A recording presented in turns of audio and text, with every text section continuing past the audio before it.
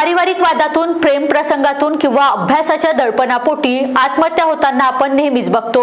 मात्र एका 17 वर्षाच्या मुलीने मृत्यूनंतर काय होते हे जाणून घेण्याच्या उत्सुकतेपोटी आत्महत्येचा मार्ग निवडला। आधी तर तिने स्वतःच्या हाताची नस कापली आणि नंतर गळा चिरला। ही थरारक आणि विचित्र घटना धंतोली पोलीस ठाण्याअंतर्गत सोमवारी उघडकीस आली। ही 12वीची विद्यार्थिनी होती।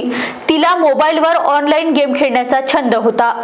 की रुचिकाने आत्महत्या करण्यापूर्वी स्टोन ब्लेड चाकूचा उपयोग केला। चाकू दगड आणि लाकडापासून बनलेला असतो। बाजारात हा चाकू सहजरित्या मिळत नाही। तिच्याकडे हा चाकू आला तरी कसा याबाबत कुटुंबियांना काहीही माहीत नाही। त्यामुळे रुचिकाने हा चाकू ऑनलाईन मागवल्याचा अंदाज वर्तविण्यात येत आहे। रुचिकाने आत्महत्या करण्यापूर्वी एक चिठ्ठी लिहून ठेवली होती। 5 पानाच्या या चिठ्ठीत अनेक गोष्टी लिहिलेल्या आहेत। रुचिकाचे वडील रिझर्व्ह बँक ऑफ इंडियामध्ये मोठे अधिकारी आहे। आई गृहिणी आहे। छत्रपती नगर परिसरात 2 माळ्याच्या इमारतीत तळमजल्यावर ती आई वडिलांसोबत राहत होती। दुसऱ्या माळ्यावर रुचिकाचे काका हे कुटुंबासह राहतात। सांगण्यात येते की रविवारी रुचिका आपल्या खोलीत झोपायला गेली।